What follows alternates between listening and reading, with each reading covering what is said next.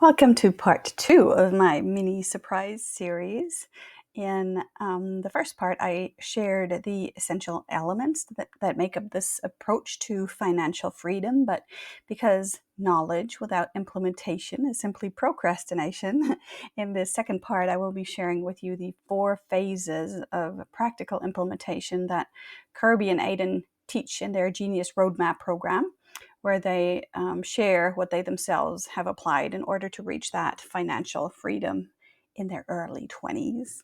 And I will also share my more intuitive and less structured and more flowy approach to this program, so you can choose what best serves you. And if this resonates, then stay tuned. Welcome to your Freak to Genius channel. I'm Chris, and I'm here to help you transform and grow and alchemize the lead in your life into gold with joy, ease, and fun, because you're here to live the life you love. I don't have a fixed schedule because I allow things to drop in when they are ready with the divine timing, so I invite you to subscribe if you want to be informed when new clips land. But now, let's dive into today's episode and create some magic together. Before I dive in, I want to mention again that Kirby and Aiden share this whole process in full and for free in their Synthesizers community on School. And its structure is so simple and genius that you can really literally apply it to a huge variety of niches, both for services and for products. But let's get started. So the implementation. There are several rules, or so-called rules. I like to bend rules, so-called rules in the roadmap that show how much time to allocate for each phase, or rather each of the action steps that I shared in my last video.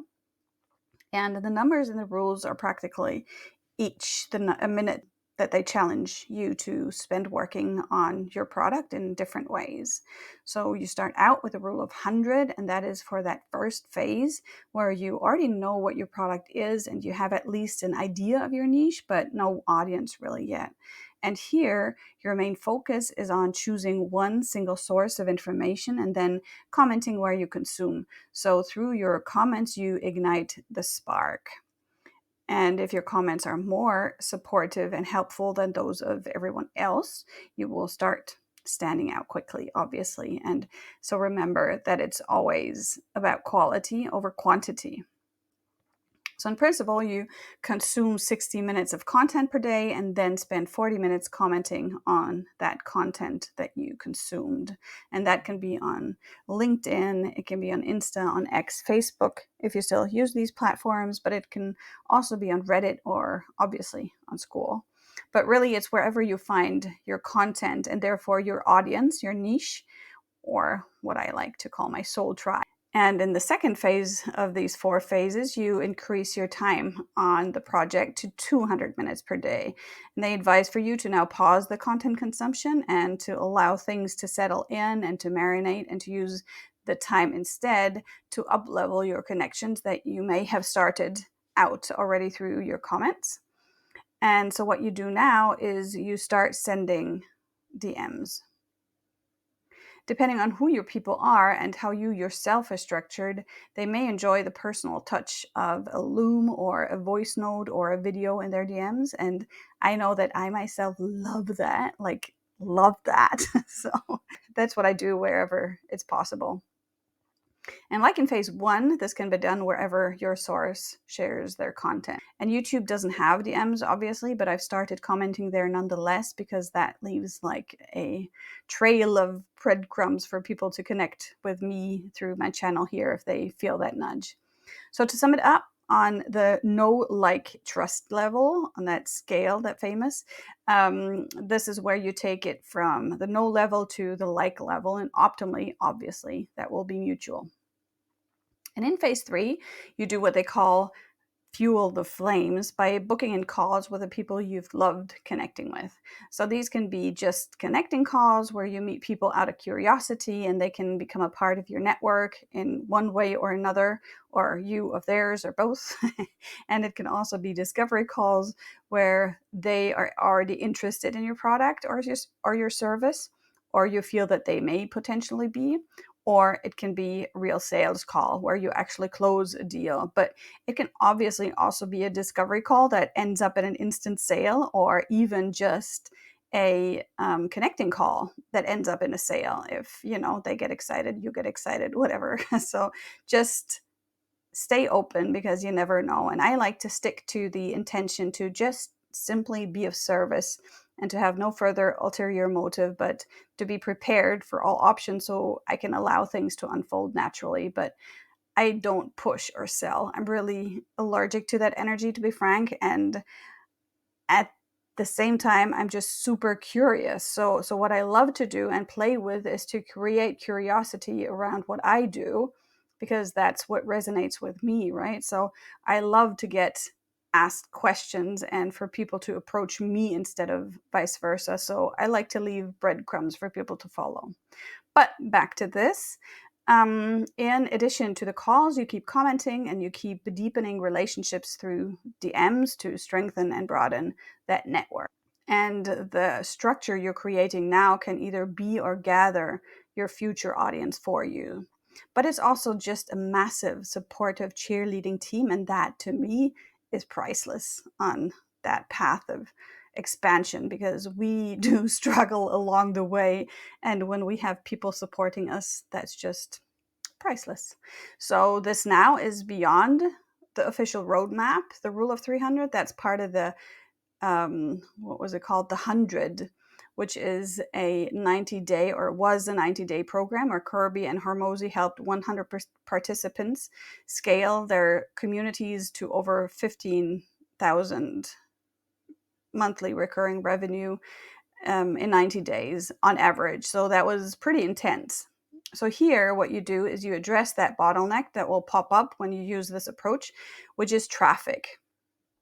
And with this rule of 300, they have shown that you can really rapidly scale your traffic. So what you do is to continue to spend the 100 minutes leaving high quality comments per day where your soul tribe hangs out. And you also continue getting in touch with people who engage with your content through calls and DMs for another 100 minutes. But additionally, you add 100 minutes of content creation to the mix. So the advice is for this to either be a reel on Insta, a daily video on YouTube or TikTok, or a thread on X. And I love those elements. I love the setup, and it very obviously works for a ton of people who've become super successful by just doing that. But I know that if I were to work like this, I would burn out in a matter of days. And not because I don't have enough energy. I have a ton of energy, but because when I use my energy like this, it's just wasteful for my system. So what I've decided to add in is focus on 3 levels. So one, I added in more flow by taking away the rigidity of those rules. Like, to me, rules anyway, like, I have this urge to break rules. And so yeah, I adjusted them a little bit. And because this is the yin element that I introduced, it feels especially important. And therefore, there's 2 levels of additional flow. And then I chose my priorities in each phase. And what you see there is a not so pretty Eisenhower chart, but just a symbol. And last but not least, I chose to make it more precise by really just choosing what is meant for me by using my intuition rather than just randomly firing away. And what I will share with you now is something that in German is called a pi, as the 3.14159, a pi times thumb rule. So you take something that is very exact and you adjust it to your needs and the situation, which in general has been a very good recipe for life for me. And I connect this with my mother's favorite cheesecake recipe, where you have a list of ingredients, but the measurements, for those, you just follow your gut. So sometimes you will have more lemon, and sometimes you will have more vanilla, and sometimes you have more sugar, but it will always be perfect for the situation. So what I'm sharing with you now is my pi times thumb rule for the 100, 200, and 300. Actually, for the 300 mostly. So the basis of this comes from a brilliant new friend of mine, Ava, who I also met in the Synthesizers community. And her approach already introduces a lot more flow and spaciousness into this rather structured system. She shared that instead of focusing on those little steps to take and tediously tracking the minutes spent on commenting versus DMing and so on, she rather focuses on what we want to achieve by implementing the 7 C's. So, on the intentions behind them to attract, convert, and deliver, all with the intention to truly connect with people. And it can be very personal how you achieve the attract, convert, deliver, and which of the 7 C's is the optimal path for you to create the most leverage. And this felt a lot less micromanaged and more personalized to me while still incorporating all the elements. And it's also less complicated because differentiating between DMs and comments and calls and tracking all of that can get quite tedious, I have to admit. Actually, I didn't even attempt it. And the second part of the flow aspect was for me to take away the hard time factors and to instead choose myself how much time is realistic but still challenging per day and to allow that to vary.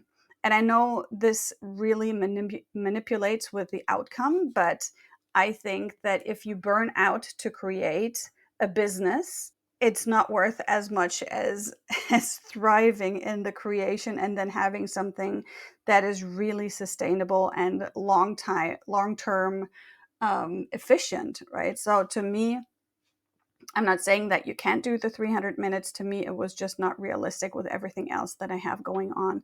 So for me, this is 2 to 4 hours per day, depending on the day. And what I will be sharing here are rather weekly ratios than daily time allocations, because from back in my productivity coaching days, time boxing for efficiency is just like that's a thing. That's something I just naturally do for. So for example, on Tuesdays and Thursdays, I have my call days, and then I have days where I focus on creating content, like this video, for example. And I also have days where I have to completely pause creating to let things sink in on a deeper level before I share them. So on those days, I can really focus on connecting and converting. So squeezing all of it into every single day just makes not so much sense to me personally. But however you choose to approach it, the important thing is to keep all the balls in the air and to choose which one is the most important one for you in that phase. And that brings us to the next level, which is to prioritize. So choosing your priorities. What is your focus? What is your main goal in each of these phases? And you get to decide which of the 7 C's creates the most leverage for each goal category for you. So in that first phase where you light the spark, you have almost or no audience, possibly not even a product. Your focus will be on creating a product, making it as solid as possible while simultaneously connecting with people to create a network and an audience. And therefore, for me, it was, apart from consuming content, really to connect with people who could help me improve my product. And that could be with ideal clients to find out their needs, but it could also be with people further down the road who shared their learnings with me, anybody really who could help me. And you get to decide how you best connect with new people and what is the best way for you to improve your product in this phase. And I invite you to just try out different things and see what lights you up and what brings the most leverage for you, which is mostly the same thing, really. What brings the most leverage is what lights you up, and I will get more into that later. And by the way, that the consume icon, that's supposed to be a little brain that's connected to a heart. It looks like a scribble. I did my best. And in the second phase, the highest focus is on delivery of high value to truly grow an audience that is connected to you while still improving your product. So for me, as I like to bring value to whatever I do, the attract and deliver kind of flow into each other. But there are people who only consider delivery as more personally directed towards their audience. So you sense into which way you truly love to deliver, what lights you up, what brings you joy, what feels the most supported. And again, without needing to show up as the expert in the room. That might sound contradictory, but if you keep that in the back of your mind, you will get a feel for it. Now, in the third phase, with a solid product and a growing audience, I add in the conversion, which again can happen through comments, chats, calls, whatever feels and works best. And it doesn't take the most time, maybe, but it does feel like the most important part to follow through on in this phase. Plus, it's something that we might try to push into the background as it might bring a little discomfort. So, really keep your eyes on this. And if you don't have any potential case study clients in your heart already, start seeking out these opportunities in the full knowing that there are people out there who would love to have you help them solve their problems. And then once you've finished the 3 to 5 case studies, you can start converting paying clients as well. And in this last final phase, I started creating content again as well. That's why I'm here as part of the delivery and the attraction. You get to choose which aspect is most important to you and shape your content accordingly, because you can share the content you share to either scale by making it something that saves you and your client time during your sessions, or you can increase your audience by sharing things that may attract them in, or you can become more efficient by naturally pre-selecting and excluding people who don't resonate with your approach. And that's what I do. Like, people, when they see my YouTubes and I'm too woo-woo for them, then they don't sign up, and that's perfectly fine. I'm not meant for everybody, and this is like a pre-selection. So to me, this can be really any form of content that serves your audience, your niche, and that optimally saves you time as well, because you can refer future clients back to it. And my final tweak is to add in the aspect of intuition. Like, I wouldn't be me if I would do this, right? So, so instead of just targeting random people to tick the box, to leave those 100 comments in 100 minutes, for example, I know that my heart knows which souls out there are the best for me to interact with. Who can I serve best while they can equally support me? And this to me is just a super crucial part that really prevents me from getting burnt out in this game. But to make it more obvious, imagine you have these tons of people that you could potentially and randomly connect with. In the synthesizers alone, there's like 22,000 people right now. So imagine sending 100 DMs daily and booking back-to-back calls until your calendar is packed. And that thought creates such an intense drain in me that I literally could fall asleep. And now, imagine you pay attention to who sticks out to you in the crowd. To message that one person where your heart expanded when you read their comment, where your energy lights up when you see a new post of theirs, and then you act on that impulse. And the funny thing is, it doesn't even really seem to matter what you say. So I often just say, wow, I love your energy, if that's what I got, right? Like, some people are just so lit up and they have such a beautiful, magnificent energy that, like, that is so obvious, and that's what I say. And that's all that's necessary. The path unfolds supernaturally. All we have to do really is show up, and it's as easy as that, literally. So just imagine that this is all just one great online game, and this inner click, this inner yes, that's the sign that they have a message for you or you for them. And then you just get to be curious about what that message could be. And there's a ton of options how it could pan out. Don't limit yourself to only interacting with potential clients. If you feel that inner click, these people can be potential collaborators, they can be mentors on any level and aspect of life, they can become friends or even partners or spouses. This has apparently actually really happened in the group. And they can appreciate you so much that they keep sending people your way. And that is more effective and obviously cheaper than any Facebook ad could ever be. So start attracting your network and your future clients in whichever way you feel most effective for you, in whatever lights you up. Just really pay attention to the things that light you up. That's your heart path. That's the way your heart tells you, go that way, do that. And try out different things to see, this, I thought this lit me up, but actually that lights me up even more. And that is all for today.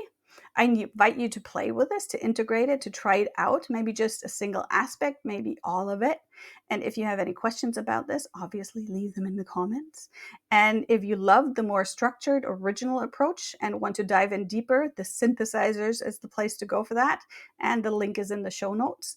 And if you would love to give the more spacious, intuitive approach a go, Eva, who I mentioned earlier, is actually currently launching and will be continuously running a program she calls the Soul Business Accelerator in her school group, where all these topics and so much more are addressed. And she just offered a super amazing workshop. I hope that she will post it on YouTube so I can share it as well. I was on the call and I was so alive and energized afterwards. It's, yeah, like you get a taste of her energy and you know what it's like in her group, and you will understand why I'm so excited about this person. And yeah, in this workshop you get to create your super personal soul client journey map. I'm leaving the link for that in the show notes as well. And that's it for today. In the next episode, I will be sharing a little more about the case study part, as that does seem to be a tricky section and also a very crucial aspect to make this conversion to paying clients actually work. So I hope to see you there.